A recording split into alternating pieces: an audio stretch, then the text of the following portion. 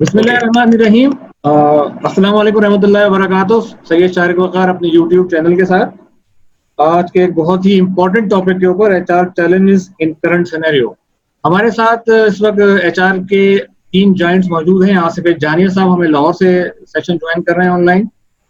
आप HR expert strategist हैं और डिफरेंट ऑर्गेनाइजेशन के साथ अपनी सर्विसेज देते रहते हैं। इसके अलावा हमारे पास सऊदीया से साकिब मंसूर अहमद साहब हैं, सर्टिफाइड ट्रेनर हैं आप।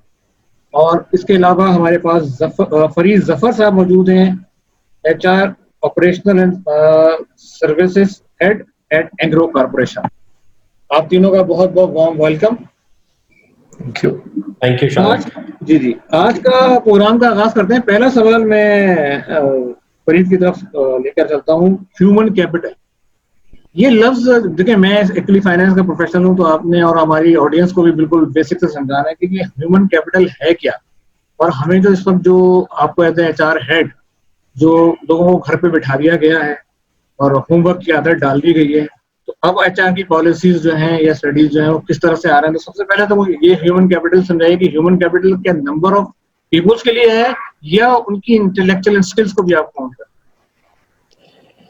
इसके लिए थोड़ा सा थैंक यू। सबसे पहले तो आपने मुझे अपॉर्चुनिटी दी कि मैं इस प्लेटफॉर्म पे आऊं और थोड़ा सा बात करूं।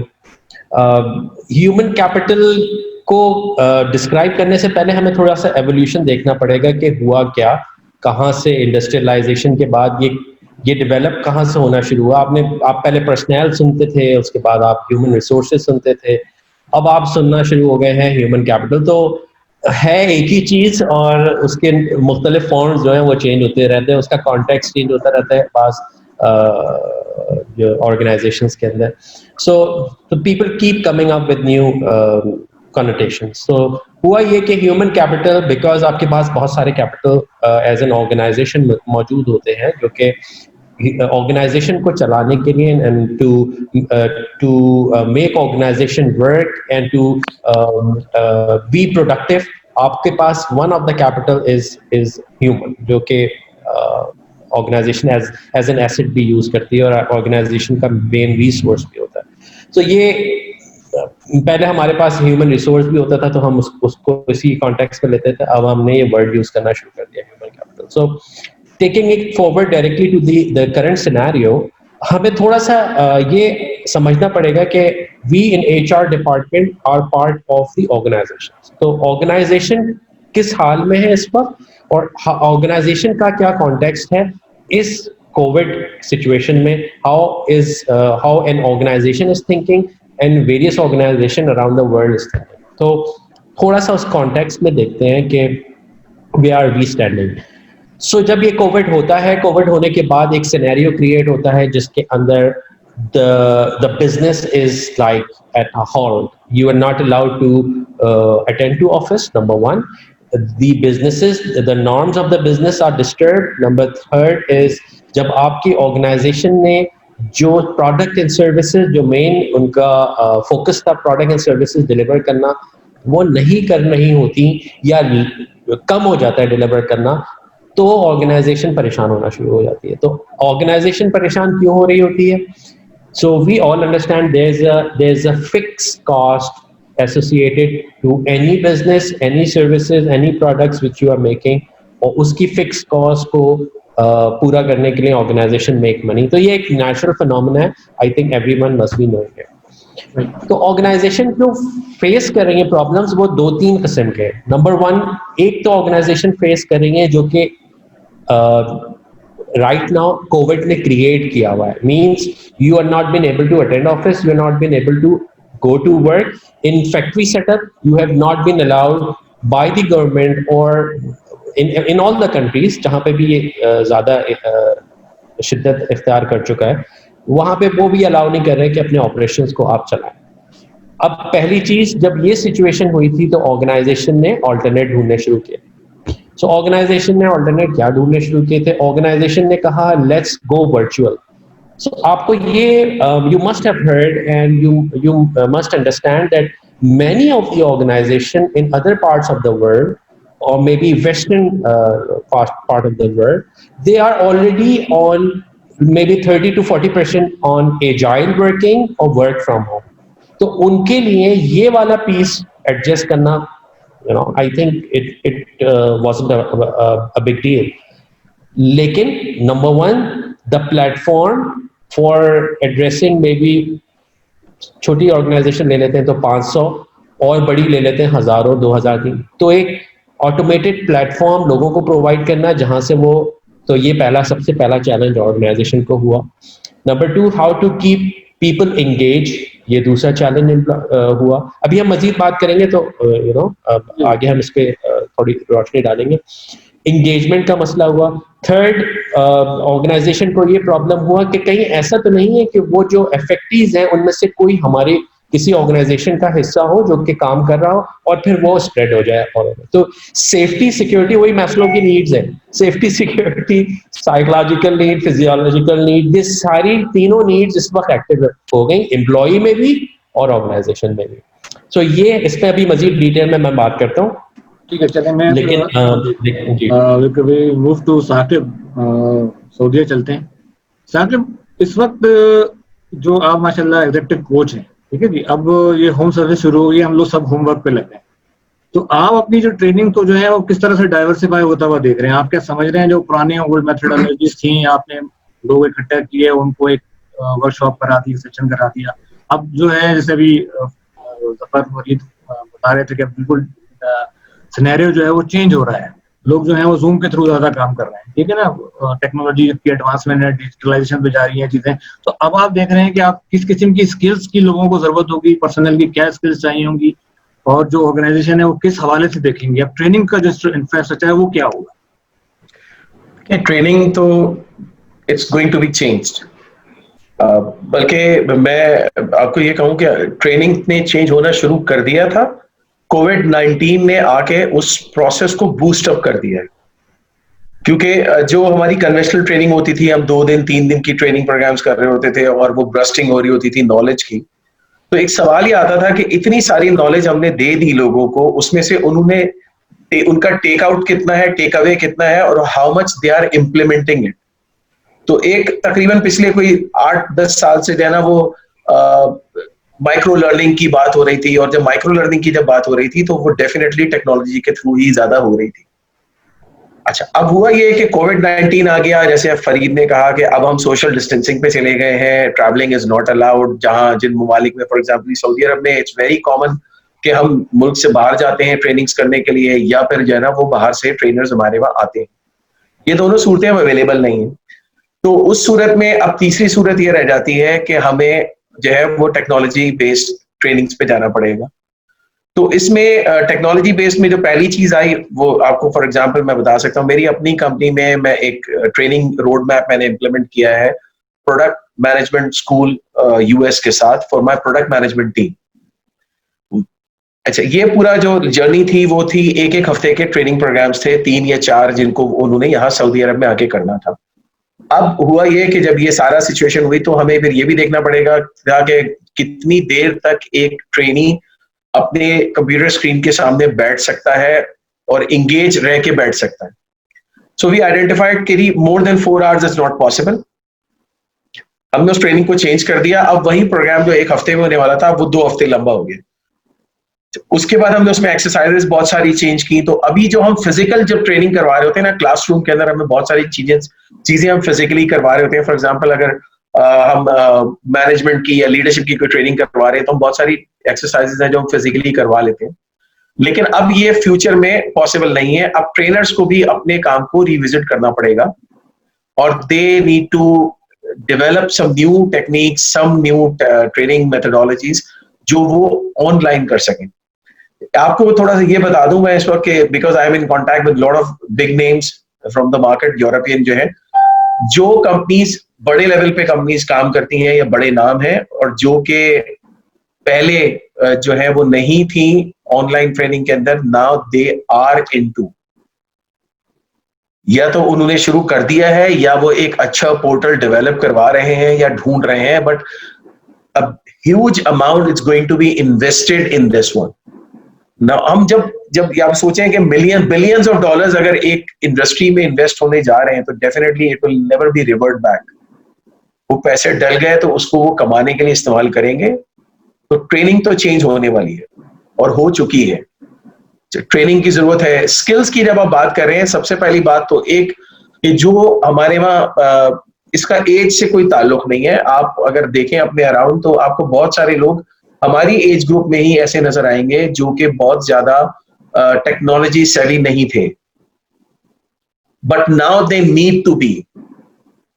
और उसमें managements are playing very important role. For example in my company हमारे सबके अपने व्हाट्सएप ग्रुप्स बने हुए, इंक्लूडिंग माय सीईओ, एक व्हाट्सएप ग्रुप बना हुआ था जिसपे सारी एग्जीक्यूटिव टीम होती थी। तो जिस दिन हमारे वहां ये डिसाइड किया गया कि जी हम अब वर्क फ्रॉम होम पे जा रहे हैं, तो सीईओ ने अपना एक ग्रुप डेवलप किया माइक्रोसॉफ्ट टीम्स के ऊपर, वो वहां शिफ्ट कर गए और उन्होंने अपना व्हाट्सएप ग्रुप बंद कर दिया। और मकसद यही था कि जी सारे लोग जो टीम से रिलक्टेंट थे, क्योंकि टीम्स हमारे वहां काफी पहले आ चुका था, जनवरी से हमारे वहां इस पे काम स्टार्ट हो चुका था, लेकिन लोग उसको इतना सीरियस ले नहीं रहे थे। लेकिन फिर जब सीईओ की तरफ से ये चीज आई तो फाइनली ये क्लियर मैसेज पहुंचा था, और जिन लोगों को नहीं आता था, executive I am talking about PhD level लोग, उन्होंने भी फिर सीखना शुरू किया उस चीज को, ट्यूटोरियल्स पे देखना शुरू किया। उनके लिए फिर हमने डाउनलोड करके जो है ना वो एक डायरेक्टरी बना दी कि जी आप यहाँ चले जाएं, बजाय इसके कि आप ढूंढें, आप यहाँ जाएं सीखें। तो ये चीज सबसे बड़ी है कि हमें आईटी को देखना पड़ेगा, पहली बात है। दूसरी जो स्किल हमारी अक्सर जो हमें में नहीं है वो है फोकस। ट्रेनिंग में चूंकि हमारे ऊपर एक डंडा मौजूद होता है क्लासरूम के अंदर, वो हमें बार बार वहां टीज कर रहा होता है। अब चूंकि जब हम फर्स्ट स्टेप पे जाए ना वो ऑनलाइन ट्रेनिंग पे जा रहे हैं, सेकंड स्टेप के ऊपर जाए वो हम प्री रिकॉर्डेड ट्रेनिंग पे भी ज्यादा जाएंगे। अब आपके पास जो है ना वो लाइव ऑनलाइन का ऑप्शन भी कम होता जाएगा। प्री रिकॉर्डेड ट्रेनिंग की जब आप बात करते हैं उसकी जो मेन जुज है वो है ही फोकस। क्योंकि आपके सामने टेप चल रही है, आपके सामने वीडियो चल रही है, आपने उसे गौर से देखना है, आपने उसे गौर से सुनना है, आपने समझना है। अगर समझ नहीं आती तो आपके पास ये ऑप्शन अवेलेबल नहीं है कि आप उससे सवाल करें, तो आपने उसको दोबारा सुनना है, तीसरी दफा सुनना है, चौथी दफा सुनना है, अंटिल के वो आपकी समझ में ना आ जाए। तो it requires lot of consistency. ठीक है, उसके बाद आप देखें कि पहले हमारे वहां ट्रेनिंग जो थी उसमें इवैल्यूएशन का एलिमेंट नहीं था। आप गए, आपने ट्रेनिंग अटेंड की, एंड ऑफ द डे आपको 2-3 दिन के बाद एक सर्टिफिकेट मिल गया। लेकिन अब अगर even if you are going for a LinkedIn learning like thing, उसमें भी आप देखें तो बाज जगह पर आपको एक एग्जाम देना पड़ता है, और अच्छा खासा मुश्किल एग्जाम है, तब जाके आपको वो सर्टिफिकेट अवार्ड होता है। तो ये एक नई चीज लोगों के लिए होगी, जो शायद लोगों के लिए एक्सेप्टेबिलिटी में देर लगेगी कि मैं ट्रेनिंग प्रोग्राम अटेंड कर रहा हूँ और उसके सर्टिफिकेट के लिए मुझे जो है वो एक एग्जाम देना पड़ रहा है, क्योंकि पहले ऐसा कोई कॉन्सेप्ट नहीं था। इवन हमारे वहां तो सर्टिफिकेशंस पे भी आप देखें ना, तो सर्टिफिकेशंस जो हमारी होती थी ट्रेनर वगैरह की, उसमें जो है वो इवैल्यूएशन का कोई कॉन्सेप्ट नहीं था, लेकिन अब ये आ रहा है। तो इस हवाले से ना हमारे बिहेवियर्स को चेंज होने की जरूरत पड़ेगी। हमें अपनी लिसनिंग स्किल्स को बढ़ाना पड़ेगा। अटेंशन टू डिटेल स्किल्स ऐसी हैं जिनको हमें शार्पन करना पड़ेगा, otherwise it will be very difficult for us to even survive. ठीक है, ये आपको थोड़े now I am back to Asif Jania की तरफ चलते हैं। Asif, you are a strategist, तो बिजनेसमैन की तरफ से अब आप क्या देख रहे हैं? बिजनेसमैन को इस कोविड-19 की कंडीशन में क्या एडवांटेज नहीं मिला? क्योंकि हमने जिस तरह से सुना, चाहे वो यूएई हो, साकिब इस सऊदीया से बैठे हुए हैं कि हम बहुत सारी जगह जॉब्स भी हुए, एक्सपर्ट्स को जो बाहर काम कर रहे हैं उनको घर जाने के लिए भी कह दिया गया। यहाँ पाकिस्तान में भी इस किस्म की बातें देखने में आई हैं। और तो इसका एडवांटेज जो है वो बिजनेसमैन को नहीं चला गया, या अब करंट सिनेरियो में आप क्या देख रहे हैं कि बिजनेसमैन क्या स्ट्रेटेजी बनाता है? क्योंकि बिजनेसमैन का तो सबसे बड़ा काम ये है कि वो कॉस्ट इफेक्टिवनेस देखता है अपना, तो इन हालात में उसको कोई मेजर एडवांटेज नजर नहीं आ रहा कुछ। Thank you very much Shariq. काफ़ी पर्टिनेंट बातें की हैं मेरे दोनों दोस्तों ने। इसके अंदर जो चीज़ हमें अंडरस्टैंड करनी है, जो चीज़ समझनी है, वो ये कि कोई भी इदारा या कोई भी ऑर्गेनाइजेशन जो है ना is a component of different type of skill sets, और उसके अंदर नॉलेज वर्कर्स भी हैं और उसके अंदर फिजिकल वर्कर्स भी हैं। स्पेशली जो मैन्युफैक्चरिंग सेटअप्स हैं, they have to work with the physical workers. जो सर्विसेज इंडस्ट्री है वहाँ पे भी जो है कुछ ना कुछ फिजिकल नेचर इस तरीके से कि जहाँ पे ह्यूमन टू ह्यूमन इंटरेक्शन ज़्यादा है। मैं सम अप कर देता हूँ क्योंकि काफ़ी इन्होंने वैलिड बातें की हैं, तो उसको एक पूरे में अगर लाने की कोशिश करें तो नंबर वन अंडरस्टैंड ये करना है कि internationally the scenario is changing. We are all migrating from the traditional way of working to the new technology way of working, number one. Number two, human capital, your human resources is basically the people organizations are made of. And because we are diversified, we are unique in our nature, we have the ability to scale our skills, to grow, to do various types of work, unlike machines or softwares or hardwares, which are restricted to the nature of way they are constructed. So the investment that goes into the people is always beneficial for the organization, because with that knowledge and skills is also the experience that is there. And coupled with these three things, it adds a lot of value. As the organization grows, the people contribute and continue to contribute. So from the human capital perspective, that is there, that has to be understood. Number two, we also have to understand the different cultures. हम ये बहुत ज़्यादा बात करते हैं कि जी waste में ये हो रहा है, यूरोप में ये हो रहा है. अगर हम पूरी दुनिया को देखें तो एक ट्रांजिशन है, और अभी तक बहुत सारे मुल्क हैं जहाँ पे जो डेवलपमेंट कंट्रीज हैं, स्पेशली जो अंडर डेवलप्ड कंट्रीज हैं, उसके अंदर भी आपको इसके शेड्स नज़र आते हैं, और वेस्ट में भी आपको नज़र आते हैं, जिसके अंदर कुछ कंपनीज हैं जो अभी भी इंडस्ट्रियल एरा में हैं, और कुछ कंपनीज हैं जो इस वक्त बिल्कुल ही हाइपर इंफॉर्मेशन टेक्नोलॉजी एज के अंदर ऑपरेट कर रही हैं. और उसकी बेसिस के ऊपर by the nature of their business, by the nature of their culture, उस ऑर्गेनाइजेशन की जो ह्यूमन कैपिटल की कॉम्पोजिशन है और स्किल सेट की जो कॉम्पोजिशन है वो उसके अंदर डिफाइंड होगी. तो क्योंकि हमारे लिसनर्स जो हैं वो डिफरेंट टाइप के बैकग्राउंड और डिफरेंट टाइप की इंडस्ट्री से ताल्लुक रखते होंगे, तो कुछ ऐसे होंगे जो इंडस्ट्रियल अभी भी इन्वायरमेंट्स के अंदर अगर कल्चर्स में काम कर रहे हैं जहाँ पे अभी भी ह्यूमन रिसोर्स या ह्यूमन कैपिटल का नाम तो लग गया दरवाजे पे, मगर अंदर वो ही पर्सनल का काम चल रहा है. और कुछ ऐसी कंपनीज हैं जो कि बिल्कुल ही एडवांस लेवल पे कर रही हैं, वहाँ पे बिल्कुल ही टोटली माइंडसेट चेंज हो गया. So we have to understand each organization type and culture plays a very pivotal role, and the people that are associated with those organizations are experiencing all of it. With COVID, what has happened is जो एक uniform आप कह सकते हैं element है जो सारी organisations हैं, और स्पेशली ये जो है जो नॉलेज वर्कर्स हैं, जो फिजिकल लेबर पे इन्वॉल्व नहीं है, जो नॉलेज के ऊपर इन्वॉल्वमेंट है, उनकी जो अवेलेबिलिटी है वर्चुअल वर्ल्ड के साथ, वो जो होने अवेलेबल होने की वजह से एकदम से हुआ ये कि जब आप physically face to face meet करते हैं ना, there so many distractions and so many elements which are surrounding you that you are not aware of what you are doing and what you are talking about, but you are focused on it. But as you go online, even right now, we are very focused on each other, and the voice and the content that you are receiving has a totally different value and totally different impact on the recipient of that. और यही aspect जो जैसे साकिब ने कहा कि training के perspective में there is a change, gamification के ऊपर बहुत ज्यादा जा रहा है. जो स्किल सेट्स, क्योंकि आप वर्क प्लेस के अंदर जब आप ट्रेनिंग, पुराने कॉन्सेप्ट के अंदर ये थे कि ट्रेनिंग आप देते थे और आप उससे ऑन द जॉब, जिसको कहते हैं कोट एंड कोट में कहूँगा, ऑन द जॉब आप टेस्ट कर गए. अब वो ऑन द जॉब क्योंकि आप एकदम से उसको रिलेट नहीं कर सकते, या उसको वैल्यू नहीं कर सकते, या उसको मेजर नहीं कर सकते, तो उसको टेस्ट करने के लिए सर्टिफिकेशन आ गई कि जी आप एग्जाम दे दें, पेपर दे दें. और इस तरीके से जो लर्निंग का वैल्यू है या लर्निंग का स्टाइल है वो भी चेंज हो रहा है. और मुख्तलिफ इदारों के अंदर मुख्तलिफ जिस तरह भी टाइप के ऑर्गेनाइजेशन हैं, उसके अंदर ये डिफरेंट डिग्रीज के अंदर इसके कैस्केड डाउन हो रहा है. तो it is playing a very important role. We have to relate with कि किस टाइप की इंडस्ट्री के साथ हम हैं. और जो हमारे व्यूअर्स हैं उसके साथ मैं ये कहूँगा, देखें जो वर्कर्स हैं ना, जितने भी हैं लोग, डिफरेंट किस्म की स्किल सेट्स के साथ वो आते हैं, ऑन बोर्ड होते हैं किसी भी ऑर्गेनाइजेशन. और बहुत सारे ऐसे लोग हैं जो बड़ी स्पेसिफाइड स्किल सेट्स होते हैं, जो स्पेसिफिक इंडस्ट्रीज के साथ ही उनके सारे कैरियर्स गुजरे होते हैं. और कुछ लोग होते हैं जो उनकी ऐसी फैकल्टीज के अंदर एक्सपीरियंस होता है जो यूनिफॉर्म है सारी इंडस्ट्रीज में, they keep on moving around. तो उसके अंदर भी आपको वेरिएशंस नजर आएंगी। मगर जो चीज समझने की वो ये कि at the end of the day technology automation की तरफ जा रही है।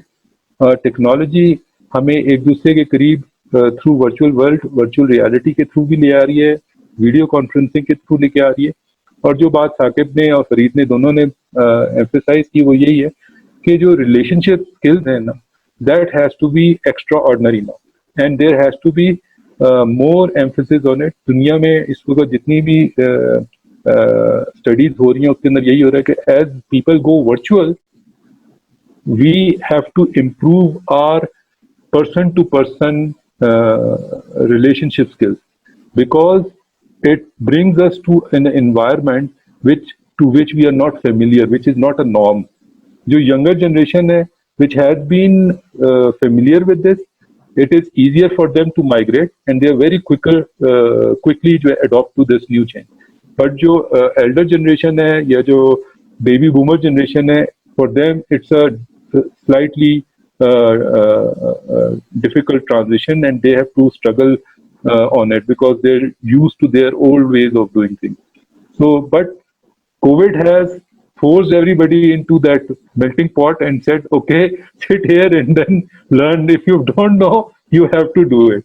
So this is the reality and everybody is aligned with it. Everybody have to accept it. So now back to Farid Zafar.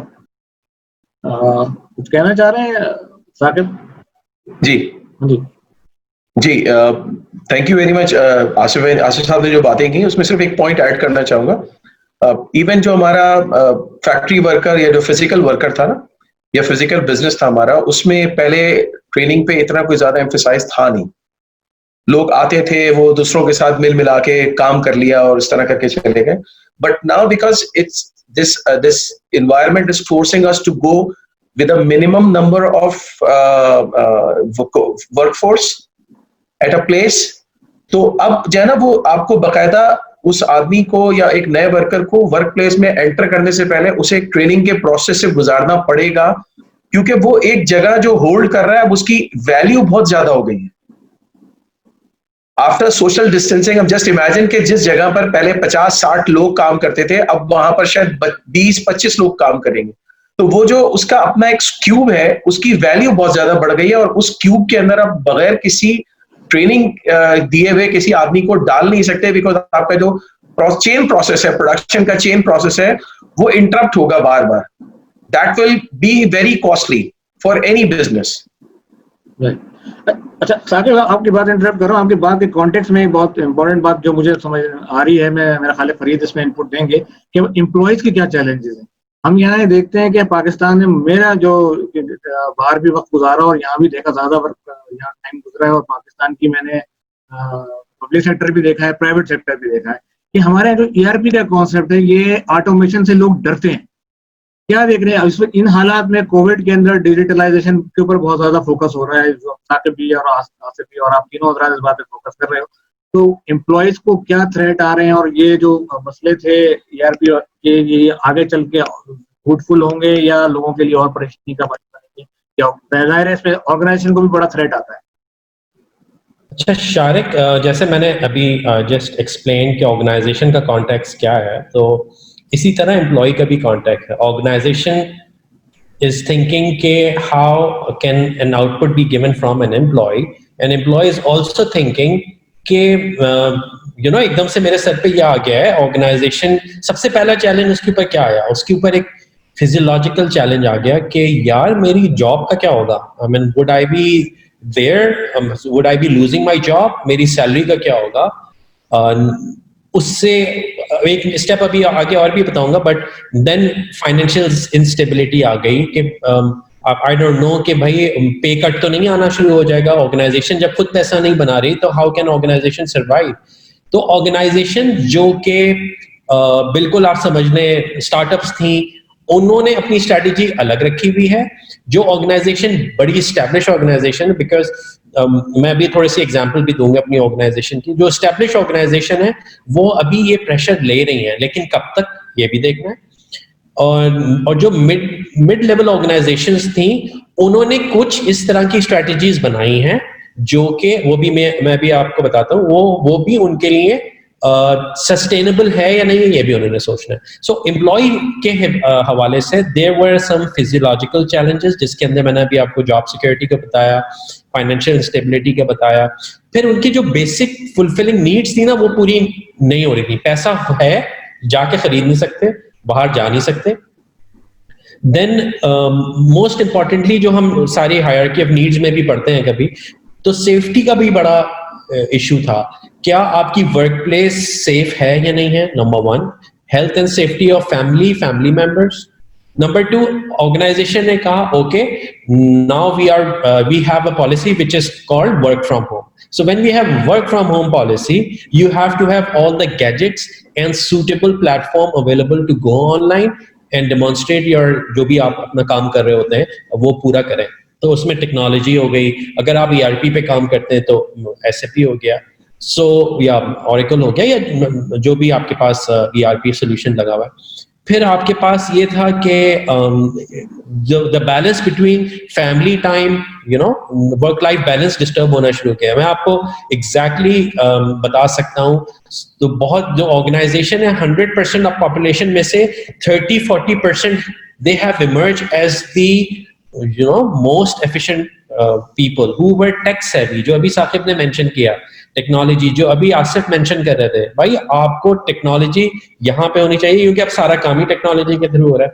So whether it's ERP, whether it's maybe this Zoom platform or any of the channel platform जो कि available है, meeting का platform या transaction करने का platform, even कोई financial transaction हो या ऑर्गेनाइजेशन की ट्रांजैक्शन हो.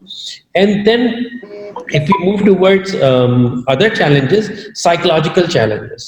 आदमी, हमने बाकायदा इसके सर्वे किया within our organization और मुख्तलिफ subsidiaries में. We went through this, the whole survey saying that आपको कौन-कौन से psychological challenges आ रहे हैं. For example, is your manager available to guide you? Number 1. Are you in a good mental health? Mental health means social distancing हो गई है, pressure थोड़ा सा पैसों का भी दिमाग में आ रहा है, अब पता नहीं क्या होगा, कुछ इमोशनल प्रेशर भी है, बर्नआउट हो रहा है, मुसलसल यूज हो रहा है, मुसलसल. मैं आपको बताऊं, there number of people, I was on one of the channel too and on the social media और उस प्लेटफॉर्म पे, because I've been teaching, तो मुझे स्टूडेंट्स भी बताते हैं जहाँ पे जो काम कर रहे थे कि सर हमें तो 1 बज रहा हो रात का या 1:30 बज रहा हो, हमें उस वक्त भी मैसेज आ रहा होता है, क्योंकि now people have started to think कि भाई ये तो घर पे अवेलेबल होगा. तो एक तो ये चैलेंज शुरू हो गया. फिर बाज लोग जिनके बच्चे हैं, और हमारे यहाँ तो एक डे केयर का पूरा सेटअप था, तो वहां पे अब डे केयर खत्म हो गया, चाइल्ड केयर करने का भी, कुछ बहुत छोटे बच्चे भी होते हैं उनका भी चाइल्ड केयर की, जो फीमेल वर्कर्स होती हैं उनका और प्रॉब्लम है. उनको घर भी देखना है, उनको ये ऑफिस का काम भी देखना है, उनको बच्चे भी देखने, जो पहले डे केयर वगैरह में किसी तरह मैनेज करते थे. दूसरी चीज ये है कि कुछ लोग जो कि मे बी 50% रह गए हैं, जो जिनके पास काम कम इन द सेंस कि राइट नाउ उनकी इतनी यूटिलिटी नहीं है, क्योंकि फिजिकल काम नहीं हो रहा. प्रोडक्ट लाइन पे नहीं खड़े, असेंबली लाइन पे नहीं खड़े, सर्विस डिलीवरी के ऊपर भी अभी सर्विस लेने वाले कम हो गए हैं, या मार्केटिंग का टूल इस वक्त यूज नहीं हो रहा, कहीं मार्केटिंग नहीं कर पा रहे क्योंकि आपकी प्रोडक्ट सेलिंग और सर्विस सेलिंग बंद हो गई थी, बिजनेसेस बंद हो गए. तो अब खुलना शुरू हुए, तो इंशाल्लाह वो भी बेहतर हो जाएगा.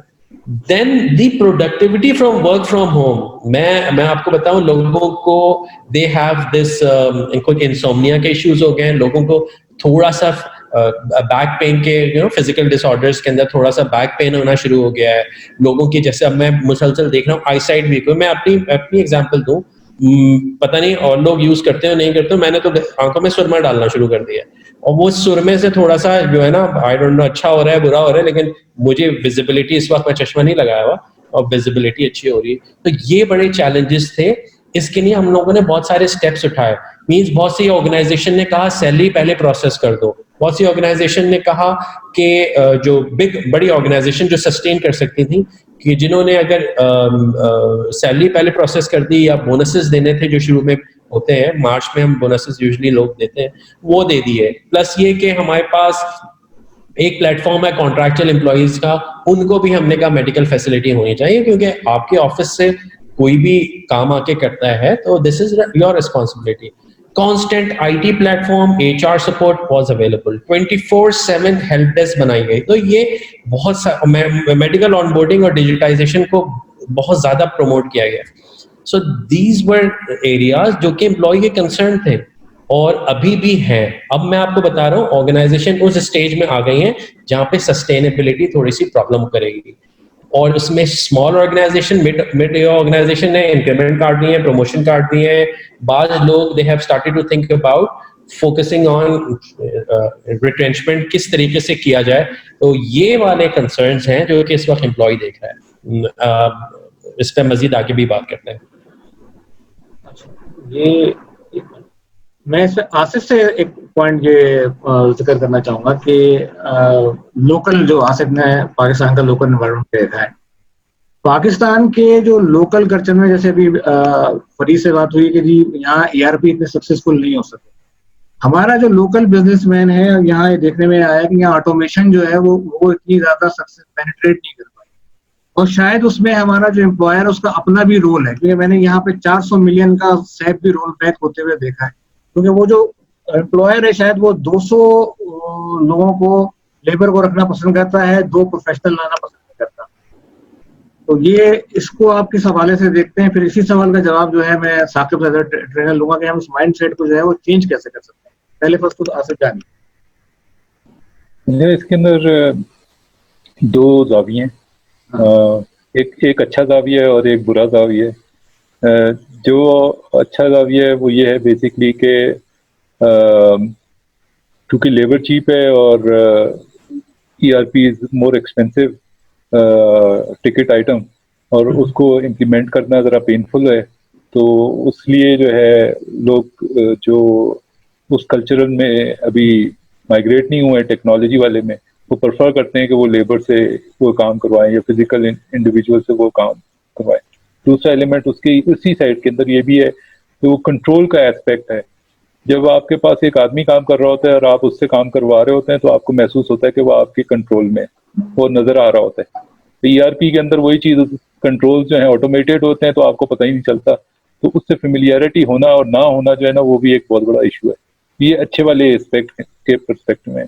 और दूसरा एस्पेक्ट है कि अगर आपको चीजें विजिबल नहीं चाहते हैं कि विजिबल हो, क्योंकि ERP तो हर चीज ट्रांसपेरेंसी के परस्पेक्टिव में काम करता है, तो उसके अंदर कोई चीज हिडन नहीं होती। तो वहां पे वो कंसर्न आ जाता है कि अगर मैंने कोई चीज हाइड करनी है और मैं ERP ले आता हूँ, तो उसके बाद जो है वो जो मेरा उसके ऊपर उसकी हाइडिंग करने का जो मेरे पास कंट्रोल था वो मेरे हाथ से निकल जाएगा। और क्योंकि ERP चलाने के लिए पीछे एक IT डिपार्टमेंट होता है और कुछ ऐसे लोग होते हैं जिसको मैं नहीं चाहता वो इंफॉर्मेशन की एक्सेसिबिलिटी हो या विजिबिलिटी हो, तो वो भी उनको मिलनी शुरू हो जाएगी। तो वहां पे भी जो है मेरा सेंस ऑफ जो एक कॉन्फिडेंस है उस ERP पे नहीं होता। मगर ये आहिस्ता आहिस्ता जो है ना, ये जैसे हम नई जनरेशन पे आ रहे हैं which is more open two things, इसके अंदर जो मैं बिल्कुल सम अप यही करूंगा कि वही बिजनेसमैन जो इन सारे एस्पेक्ट्स के साथ अपने डिसीजंस लेते हैं, उनको ये चीज समझनी होगी कि at the end of the day they have to be efficient, and in order for them to be efficient they have to rely on technology, and in order to rely on technology they have to accept some reality, और mindset change होना जरूरी है।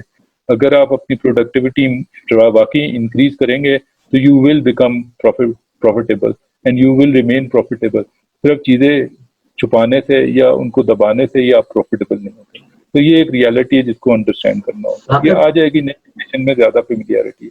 साकिब, आप समझते हैं कि कुछ और ट्रेनिंग जो है होनी चाहिए, चाहे क्या एंटरप्रेन्योर्स को भी कोई ट्रेनिंग करानी चाहिए कि भाई इससे पैसे भी बचते हैं? देखिए, जो बात आसिफ साहब ने कही ना, मैं उसमें सिर्फ एक चीज ऐड करूंगा। पाकिस्तान में चीप लेबर अवेलेबल है, और वही बात कि चीप लेबर चूंकि अवेलेबल है तो ठीक है, फिर क्या जरूरत पड़ी है 4-5 मिलियन का एक जो ना वो घंटी अपने गले में बांधने की, और फिर एक ऐसी घंटी जो 4-5 मिलियन की इनफैक्ट होती नहीं है, क्योंकि हर साल आपको उसके कुछ ना कुछ पेमेंट करनी पड़ती है। लेकिन उसमें एक ड्रॉबैक जो क्रिएट हुआ है ना, वो हमारे IT प्रोफेशनल्स की वजह से भी हुआ है कि उन्होंने ERPs को एक बहुत बड़ा हवा बना के रख दिया।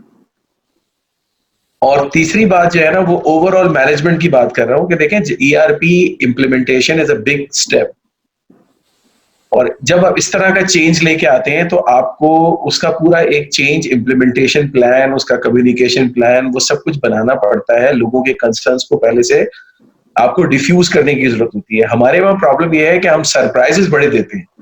एक दिन ऑल ऑफ अ सडन आता है, डज हम ईआरपी करने के लिए जा रहे हैं, जारी बात है अब जी बस ये हर चीज ऑटोमेट हो जाएगी। तो डेफिनेटली जो लोग वहां बैठे हुए काम कर रहे हैं 10 साल 15 साल से, उनके जहन में पहला सवाल ये आएगा कि अगर ये चीज ऑटोमेट हो जाएगी तो मेरा क्या होगा। ठीक है, तो ये एक चीज। दूसरी बात, आपने जो मुझसे सवाल पूछा कि जी ट्रेनिंग की जरूरत है, एग्जैक्टली जी। हमारे वहां जो लोग जो टॉप मैनेजमेंट में बैठे हुए हैं, सबसे ज्यादा तो उन्हें सीखने की जरूरत है चीजों को और उन नई स्किल्स को जो एक ऑर्गेनाइजेशन को सक्सेसफुली रन करने के लिए जरूरत है। उन्हें खुद पढ़ने की जरूरत है। प्रॉब्लम यह है कि हम चाहते ही नहीं है, हमें वो आदत पड़ी हुई है कि हर चीज हमारे सामने जो है वो फिजिकली एक रजिस्टर की सूरत में लाई जाए, हम उस पर बैठ के पेन चलाएं, तभी हमारी वो इंटरनल सेटिस्फेक्शन होती है कि हाँ जी कोई काम चल रहा है। वो ईआरपी में चूंकि वही बात है कि मेरा अपना एक पासवर्ड मुझे खुद डालना पड़ेगा, एक रिपोर्ट मुझे फैच करनी पड़ेगी, या मुझे समझाना पड़ेगा एक आदमी को बैठ के कि मुझे किस किस्म की रिपोर्ट चाहिए। तो वो चीजें जो है ना, वो उसके लिए तो मुझे भी सोचना पड़ेगा ना कि मैं कैसे निकालूंगा being an head of the organisation. तो वो थोड़ा सा चैलेंजेस है जिसके लिए हमारे लोग अभी तक राजी नहीं है। I am sorry but this is the fact. मैंने जैसे आपको अपनी मिसाल दी ना, मेरी अपने ऑर्गेनाइजेशन की मिसाल दी कि चूंकि मेरा CEO is a PhD in computer sciences, तो उसने फौरन एक सोल्यूशन निकाला। उन्होंने कहा कि ठीक है, फॉरगेट अबाउट द व्हाट्सएप, आ जाओ टीम के ऊपर। जब मैं टीम से आ जाऊंगा तो फिर लाभ मोहल्ला बाकी लोग भी आएंगे मुझे फॉलो करते हुए, और फिर पूरी कंपनी। तो आज पूरी कंपनी हमारी 1700 एम्प्लॉइज की कंपनी है, पूरी की पूरी टीम्स पे हो रही है। Last night we had a long discussion, एक हमारा सेशन होता है कॉफी विद सीईओ, 1.5 घंटे का सेशन था। 1700 लोग जो है वो ऑनलाइन बैठे हुए सीईओ से बात कर रहे थे। तो पाकिस्तान में आप इमेजिन कर सकते हैं इस तरह की कोई सिचुएशन हो।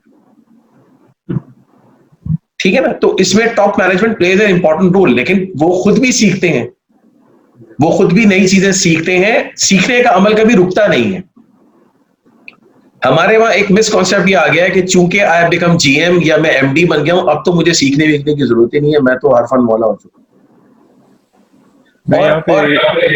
और आसिफ भाई सॉरी, एक चीज और मैं आपको बताऊं, इस वक्त जो आसिफ भाई ने एक बात बोली थी, मैं उसमें आगे उसको बढ़ाऊं कि जब अब हम वर्चुअल जा रहे हैं ना, तो हमें अपनी कम्युनिकेशन को दोबारा सीखना पड़ेगा। We can not be with the old style of communication, क्योंकि वो जो एक पर्सनल टच था वो अब नहीं है।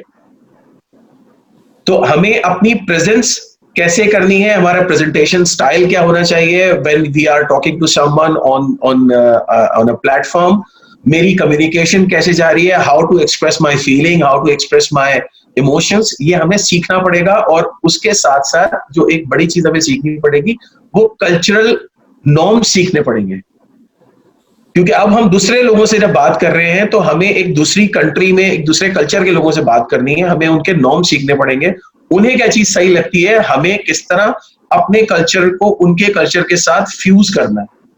साकिब जो बात कह रहे हैं ना, बेसिकली उसका निचोड़ ये है कि we have to come out of the comfort zone. People need to come out of the comfort zone, that's it. We need to understand the reality, it's in our face and we need to come out of the comfort zone, that's all। सिर्फ ये करना चाहूंगा कि थोड़ा सा ना, अब जो टॉप मैनेजमेंट के लोग हैं, बल्कि not exactly top management, people at each every level, उनको भी सोचना पड़ेगा कि how to diversify their businesses. हमारे पास पहले क्या हो रहा था कि हमारी एक लाइन ऑफ बिजनेस थी, ऑल्दो कि हमारे पास एक बहुत अच्छी स्किल सेट मौजूद थी जिसको हम किसी और बिजनेस लाइन में यूज कर सकते थे, लेकिन चूंकि पहले वाली बिजनेस लाइन बहुत अच्छी चल रही थी, प्रॉफिट मेकिंग थी, तो इसलिए हम उसको इस्तेमाल कर रहे थे, हम उस दूसरी नई लाइन को, नई फील्ड को टच नहीं कर रहे थे। लेकिन अब मेरा ख्याल है ऐसा पड़ेगा, काम करना पड़ेगा हमें, कि हमें अपनी जो डाइवर्सिफाइड बिजनेस लाइंस हैं जिसको हम पहले टच नहीं कर रहे थे, उन्हें करना पड़ेगा। अगर तो हम चाहते हैं कि हम अपनी इसी वर्कफोर्स को मेंटेन करें। अब अगर वो एक जहन में आ गया कि ठीक है जी हम तो रिड्यूस कर देंगे, ये कर देंगे, जो कि एक सोल्यूशन नहीं है, तो जो है वो प्रॉब्लम आएगी। मैं थोड़ा सा आपको ये बता दूं, चूंकि सऊदी अरब में बहुत ही एक ज्यादा इस्तेमाल होता है third party contractual staff workers, और वो हमारे पास इस्तेमाल हो रहे थे, और अभी कुछ हमने लोगों को फारिग कर दिया कॉन्ट्रैक्चुअल स्टाफ को हमने। लेकिन उसका इम्पैक्ट ये आया कि कल हमें हमारे सीईओ को ये बात बड़े वाजे तौर पे बतानी पड़ी कि जी management has no plan to remove any permanent employee of इल्म, क्योंकि हमें ये डर लगने लगा कि ऐसा ना हो कि लोगों को की नौकरियां मिलनी शुरू हो जाए, और आईटी के लोग हैं, आपको पता है आईटी से एट बूम, तो उन्हें हमें पता है कि ऑफर्स आनी शुरू हो चुकी हैं, ऐसा ना हो कि कहीं वो हमें छोड़ के कहीं और चल पड़े। तो ये चीज ना, मैं ये नहीं, ये आप कह सकते हैं कि आप आईटी की बात करें, लेकिन मेरा ख्याल है थोड़ा बहुत इस तरह का थ्रेड ऑलमोस्ट हर बिजनेस को है, और अगर वो है तो फिर मैनेजमेंट्स को इस चीज को सोचना पड़ेगा। फिर एक बात बोली गई, आसिफ भाई ने बोला और फरीद ने भी कहा, manager now needs to play a different type of role. हमारे वहां मैनेजर अभी तक एक सीनियर टेक्नीशियन के तौर पे काम कर रहा था, अब उसे वो नहीं, अब उसे now he has to play a role of a coach और अ मेंटोर। अपनी नॉलेज अपने लोगों में, जो नीचे उसकी टीम है, उसमें ट्रांसफर करना ही करना है, and that's the only way to be a successful manager और leader, whatever the situation is. जी, बाकी आप लोग इस पे मजीद कुछ कहना चाहें तो। फरीद सबर साहब, सर आप समझ करें इन चीजों को, इन दोनों हजरात की बातों को समझ करेगा। सर, तो हमने जो टोटल अभी तक बात की उसमें हमें ऑर्गेनाइजेशन का कॉन्टेक्स्ट समझ में आ गया, बिकॉज ऑर्गेनाइजेशन का भी चैलेंज है। Then we also understood that the employees are going under lot of stress and also lot of psychological and physiological problems. And to deal with them, organizations are taking measures which can be something. For example, मैं example के तौर पे दूँ. So one of the organization, probably मशहूर organization, उन्होंने they used to have the workout session and the exercise fitness session at their workplace. वो completely virtual कर दिया गया. So yoga sessions and physical sessions वो सामने हो रहे हैं organizations के अंदर, सारे employees को link दे दिया गया, they open the video. अब मैं अपनी एग्जांपल ये भी दूं, ऑर्गेनाइजेशन में हमारे पास डे केयर था, डे केयर हम मैनेज करते थे, तो हमने उसी डे केयर को पूरा कंप्लीटली वर्चुअल कर दिया। हमने कहा ये for engagement of moms and nutritionist थी, न्यूट्रिशनिस्ट को भी हमने एंगेज करके हमने कहा ये you should be having sessions with employees.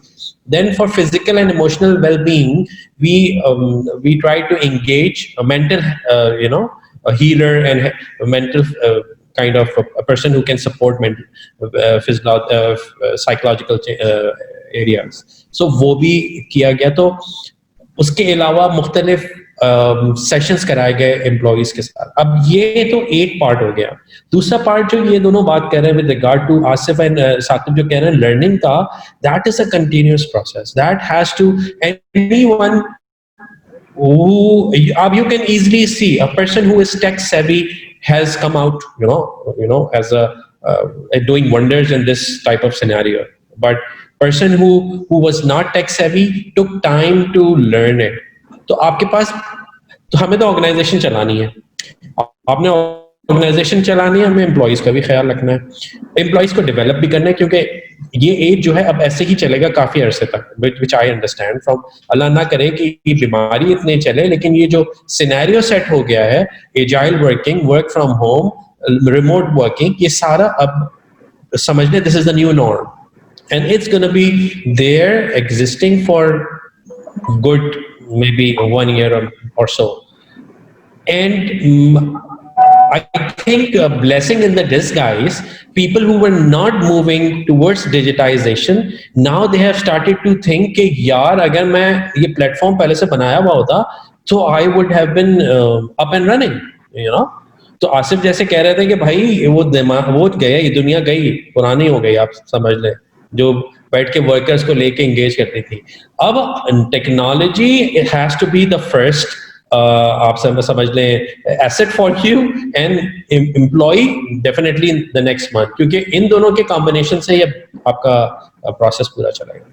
इसके अंदर जी मैं फरीद की बात को थोड़ा सा स्ट्रेंथन करता हूँ, और वो ये कि आईटी जैसे कहते हैं ना, HR is the strategic part है, So IT is no longer the domain of IT department. It is everybody's domain. Just like HR is not the domain of HR department, it is everybody's domain.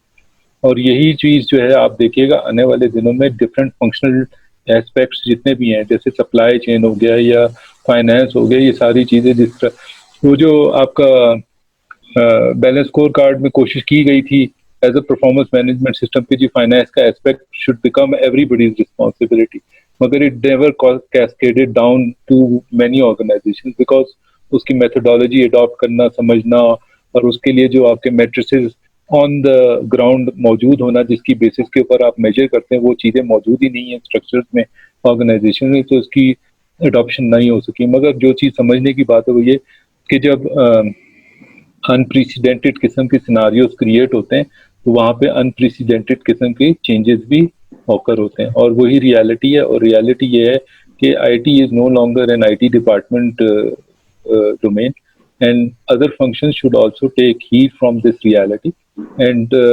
understand that वो जो कहते हैं ना कि मैं इसको काबू करके रखूंगा तो बस मेरा कंट्रोल रहेगा तो मेरी नौकरी पक्की रहेगी, they need to come out of it. The more you share, the more probability it is that you will become more useful and more contributing employee of the company. The more you try to hide, the more you will be exposed that you are impeding organizational growth and organizational performance, and you are a counterproductive person. So that reality is set in, and this has to be understood. Yeah. सही। अच्छा, एक सवाल में economics, क्योंकि अभी आजकल जो है वो बजट भी आने वाला है, तो अब लोग सारे सुन रहे होंगे कि जी शरह नमू या GDP ग्रोथ जो है वो इस दफा नेगेटिव में जाएगी। 1.9% जो है प्रिडिक्ट किया गया है, 1.5 IMF ने बताया था, और 6.2% जो है वो आपको अनएम्प्लॉयमेंट रेशो बोला गया है, यानी कि 1.34 लाख लोग, 220 मिलियन की आबादी है। अब पाकिस्तान की 220 मिलियन की आबादी को अगर आप 4 यानी हर एवरेज आउट कर लेंगे, एक फैमिली जो है वो 4 की और एक हेड ऑफ द फैमिली कमाने वाला है, तो ये 55 मिलियन लोग बनते हैं, 55 मिलियन, और ये 5.5 करोड़ हो गए। तो उसमें से अभी जो इन्होंने प्रेडिक्ट किया है कि IMF का फिगर मिला लें 6.2% 2020 के लिए और कोविड का इफेक्ट मिला लें तो 2 करोड़ 20 मिलियन जो है वो बेरोजगार हो गए। तो ये इकोनॉमिस्ट के साथ फिगर किए जा रहे हैं, और जब तक ये सही है कि बहुत सारे लोगों के बारे में ये सुनने में आया कि जॉब से क्राइसिस आए, पे कट्स लेने पड़े। तो एज ए HR प्रोफेशनल आप क्या देखते हैं कि आगे हाउ कैन वी इस ऑटोमाइजेशन के दौर में हम किस तरह से चलें? जो जिनको फिजिकल लेबर करनी है, दिहाड़ीदार तबका है, उनको तो फिजिकल लेबर मिलेगी, उसके लिए वो जो भी सोच रहे हैं वो है, लेकिन जो ये प्रोफेशनल जो है, जो middle class, upper middle class, किसी के पास स्किल्स ही नहीं है, ऑटोमेशन की स्किल्स नहीं है अच्छी, या पेपर वर्क करने वाले हैं, हाउ वे एकोमोडेट देम, किस तरह से लेके चलेंगे? यानी कि अगर आप 20 मिलियन को बेरोजगार कर रहे हैं तो 55 मिलियन के 20 मिलियन का मतलब है 45% जो तबका जो है कमाने वाला तबका वो घर बैठ गया। क्या कहेंगे सर फरीद साहब? शारिक, ये बड़ा अलार्मिंग कंसर्न है और ये वर्ल्ड वाइड सिनेरियो है। अमेरिका के अंदर आपके पास अभी फिगर्स होंगी कि कितनी ड्रास्टिकली जॉब्स के अंदर कट होना शुरू हो गया है। पाकिस्तान में थोड़ा सा सिनेरियो डिफिकल्ट इसलिए भी है कि पाकिस्तान की गवर्नमेंट स्टेबिलिटी और पाकिस्तान की इकोनॉमिक स्टेबिलिटी वो अभी थोड़ा सा चैलेंजिंग फेज में थी। तो the area which you are right now talking about is unemployment, and this is directly proportional to the growth of the economy, उसी के ऊपर डिपेंड करता है। अब ऑर्गेनाइजेशंस कितनी, ये डेटा अभी तक हमारे पास आया नहीं है कि how many startups, how many mid size, how many small organisation have started to close और have gone bankrupt. Like airlines का तो डेटा आना शुरू हो गया, क्योंकि एयरलाइंस चल ही नहीं रही, और मुझे भी मालूम है, आपको भी मालूम है कि 1-1.5 साल तक, तो 1 साल तो समझ लें, उनका मे बी 15% पॉपुलेशन जबरदस्ती किसी को जाना हुआ तो जाएगी।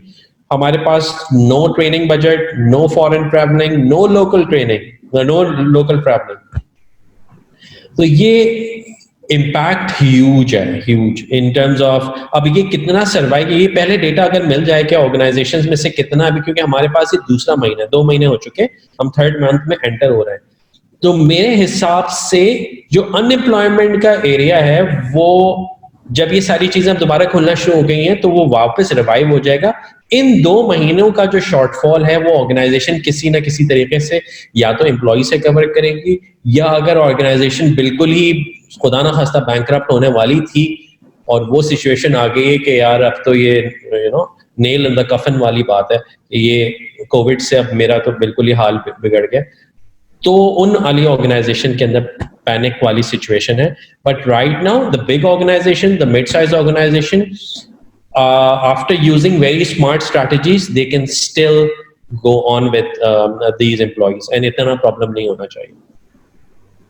सही सर। साकिब, आप क्या कहेंगे इस पे? मैं अपनी उसी बात पे एम्फसाइज करूंगा कि देखें, ये जो आप कह रहे हैं बात ये हो रही है। आज ही मैं सर्वे पढ़ रहा था कि जो दुबई कॉमर्स ने सर्वे निकाला है कि जी उनका 60 to 70% of their hoteling business is going to be out of business within 6 months। और सिमिलरली उन्होंने जो medium and small size entrepreneurship जो ऑर्गेनाइजेशन है उनके साथ भी उन्होंने ये कहा है कि तकरीबन 60-70% वाइप आउट हो जाएंगी।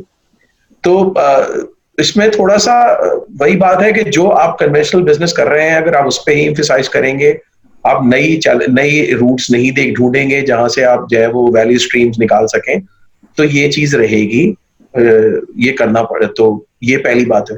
दूसरी बात आपने जो बात कही, देखें हर आदमी में हमारे साथ एक प्रॉब्लम आ गई है लोगों के साथ, हमने अपने आप को बहुत ही फोकस कर लिया है सिर्फ अपनी फील्ड की तरफ, पहली बात। दूसरी बात, हम न जाने हम क्यों कोलैबोरेशन से बहुत ही कतराते हैं।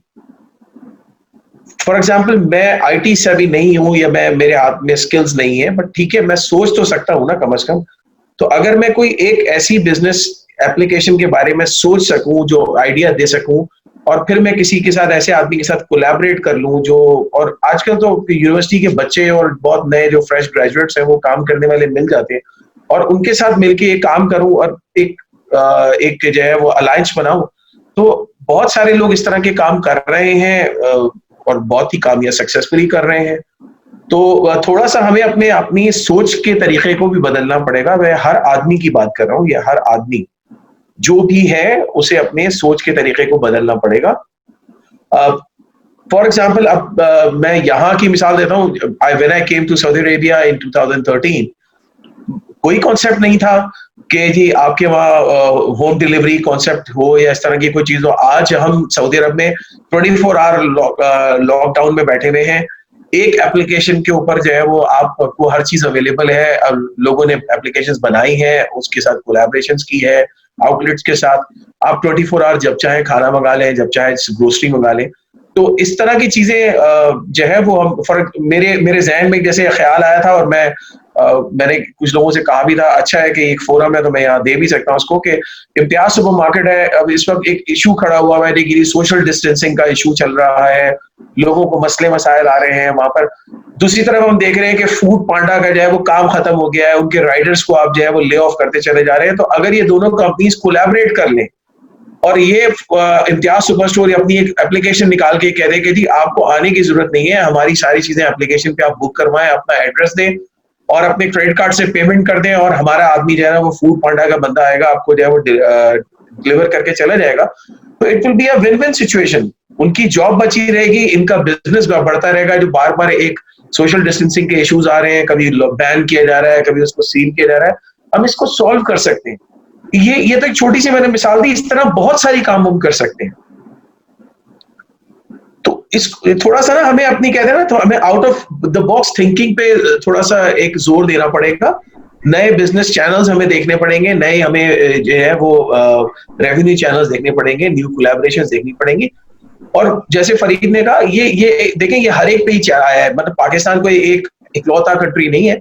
जो दूसरे कंट्रीज से, कंट्री लाइक सऊदी अरेबिया बहुत स्ट्रांग होता था, हम भी हिल गए, यहाँ पर चीजें हिलना शुरू हो गई हैं, ऐसी नहीं है कि नहीं। लेकिन उसको कैसे टैकल किया जाता है ये बहुत इंपॉर्टेंट है, पहली बात। दूसरी बात ये है कि हमारे वहां यूजुअल कॉन्सेप्ट भी बन गया है कि जो करेगी गवर्नमेंट करेगी। गवर्नमेंट की अपनी एक लिमिटेशन है, वी नीड टू अंडरस्टैंड। हम अपनी अपनी कैपेसिटी में क्या कर रहे हैं, हमें यह भी सोचना पड़ेगा हर फर्द को। चलिए sir, for the concluding remark मैं चाहूंगा कि हम अपना सेशन को क्लोज करते हैं। अल्हम्दुलिल्लाह बड़ा फ्रूटफुल सेशन रहा। बिजनेस स्ट्रेटेजीज जनाब आसिफ जानिया साहब, जैसे फरीद ने बहुत एक्सट्रीमली थॉटफुल और नॉलेजेबल सारी इंफॉर्मेशन दी है। मैं चाहता हूँ साहब दें और फिर हम अपने प्रोग्राम को काम की सर तरफ जो तो शारिक जो बात है वो ये है कि we need to take the ground reality in context. Pakistan का कॉन्टेक्स्ट बहुत डिफरेंट है सऊदी के कॉन्टेक्स्ट से, सऊदी का कॉन्टेक्स्ट बहुत डिफरेंट है यूके के कॉन्टेक्स्ट से, और यूके का कॉन्टेक्स्ट बहुत डिफरेंट है ऑस्ट्रेलिया के कॉन्टेक्स्ट से। तो पाकिस्तान के कॉन्टेक्स्ट में आप और जीडीपी के अपने पर्सपेक्टिव में बात की, आपने बात की कि ले ऑफ्स हैं डिफरेंट, ऑब्वियसली हर नेशन का अपना एक पर्सपेक्टिव है। पाकिस्तान के तनाजुर में अगर आप देखें तो अभी लॉकडाउन जो खुला है और उसके बाद आप लोगों का रश देखें स्ट्रीट के ऊपर, तो वो आपको that should send the message to you. You need to understand the country runs on a informal economy and its backbone is the informal economy. जिस साइज की ऑर्गेनाइजेशंस सऊदीया में है उस साइज की मेरे ख्याल में एक क्वार्टर भी नंबर ऑफ कंपनीज नहीं होंगी पाकिस्तान में। मतलब क्वार्टर तो बहुत बड़ा नंबर है मेरे ख्याल में। So we need to understand the ground realities in perspective and जैसे साकिब ने कहा और फरीद ने कहा कि जो कोलैबोरेटिव एलिमेंट्स हैं उनको इंगेज करके उनको उनके थ्रू नए वेंचर्स नए एवेन्यूज क्रिएट करें rather than feeling scared and then closing down. तो ये यंगर जनरेशन के अंदर बहुत ज्यादा है, और जो मेरी तरह के बाबे वाली जनरेशन है वो उनको हम लोगों को समझ में आते हुए थोड़ा सा टाइम लगता है, मगर रियलिटी यही है। और पाकिस्तान की खुशकिस्मती है कि क्योंकि हमारी ज्यादातर जो वर्केबल बॉडी पॉपुलेशन है वो यंगर जनरेशन है, तो वो जो है आई फील के because of that in the coming 4 to 5 years you will see there will be a lot of new ventures that will be coming in and you will see a lot of new things that will be coming in. Perspective यही है और sum up करने की बात ये कि yes the GDP is hurt, yes there are a lot of layoffs, but we are a very resilient nation and we are a very resilient people and we have this tendency to bounce back quite quickly and Yes. thanks to that perspective that we are always looking to improve. जहाँ पे एक आप देखें generally एक बात बोली जाती है कि पाकिस्तानी जो है बहुत ज्यादा क्रिटिकल हैं अपने हर चीज के मामले में, और फेसबुक और व्हाट्सएप और हर जगह पे आपको जो है सोशल मीडिया पे नजर आता है कि हर कोई जो है सोशल मीडिया वॉरियर लगा हुआ है, but that's also there is a positive aspect to it as well. That the positive aspect is that habit of critically analyzing also gives you the opportunity to analyze yourself and improve on what you can improve upon. इसको अगर positive thought and positive energy के साथ channel किया जाए, I think we are very very far ahead from many nations. It's just Yes. that we need to just properly channelize certain abilities and habits in the positive direction. Just doing that will see a fantastic changeover from what we feel we are doing and what we are experiencing. So that's Inshallah. basic. जी जी, thank you very much for this wonderful session. Asif Jania, Saqib Mansoor Ahmad साहब और फरीद जफर साहब, आप लोगों ने अपना कीमती वक्त निकाला और बड़ा जो नॉलेज शेयरिंग की। आखिर में क्लोजिंग में सिर्फ इतनी सी बात कहूंगा कि this is not the end of the world. ये कोविड-19 की वजह से कोई रीसेट का बटन नहीं दब गया है, चीजें मौजूद हैं। और जैसे भी तीनों हजरात ने कहा था कि हमारे पास इंफ्रास्ट्रक्चर है, हमारे पास रिसोर्सेज मौजूद हैं, और अल्हम्दुलिल्लाह खैर पाकिस्तान के हवाले से कहूंगा कि we are agro based country, और हम हमारे पास इतने वसाइल हैं कि हम विदाउट एनी इंटरनेशनल हेल्प अपनी कौम को खुद खिला सकते हैं। अपना बहुत सा ख्याल रखिएगा, इंशाल्लाह कुछ चीजों की रचनगी रह गई है, दोबारा किसी वक्त किसी और मौजूद पे ज्वाइन करेंगे। Thank you very much again, अल्लाह हाफ़िज़।